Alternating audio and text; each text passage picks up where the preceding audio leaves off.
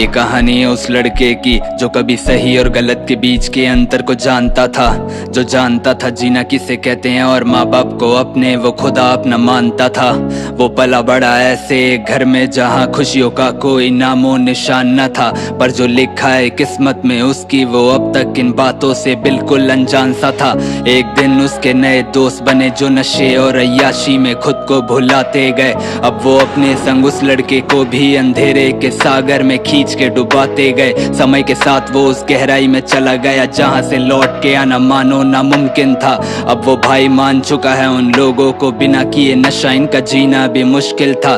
एक रात वो 3 दोस्त और ये लड़का चारों गाड़ी में है और किसी को भी होश नहीं।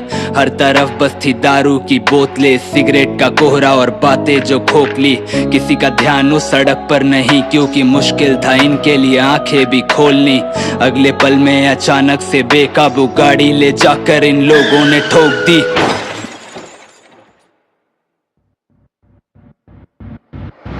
बिना देखे कि किसकी है जान ली, ये चारों वहां से फरार हो निकलते हैं। पर वो कहते हैं ना गुना तो छिपा लोगे, पर रूह पे खून के लगे दाग धो नहीं सकते हैं। अगले दिन उसके दोस्त है फरार, बस वो लड़का अकेले ही पकड़ा जाता है। जब तक वो कुछ समझ पाता तब तक वो खुद को सलाखों के पीछे खड़ा पाता है। कोई यार, कोई दोस्त, कोई भाई उसके साथ नहीं है, ऐसे रिश्ते सब टूट जाते हैं। ये वो नाते हैं जो बस खुशी के माहौल में ही तेरे चारों ओर जगमगाते हैं।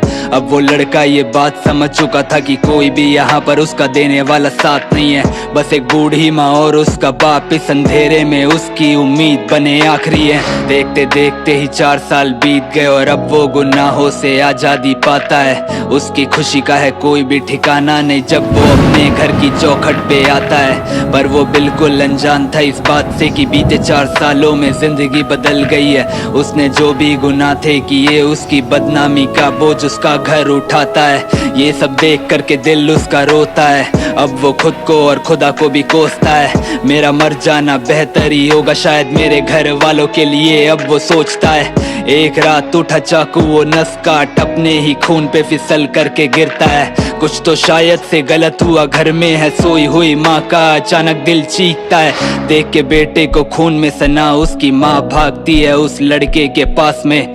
अपनी साड़ी के पल्लू से कोशिश वो करती है रोकने की खून उसके हाथ से, पर ये सब कोशिशें थी नाकाम क्योंकि आखिरी सांसें वो अब जिंदगी की ले रहा है। और इसी दौरान वो जिंदगी मौत के बीच खड़ा कहीं ये सब नजारे को देख रहा है।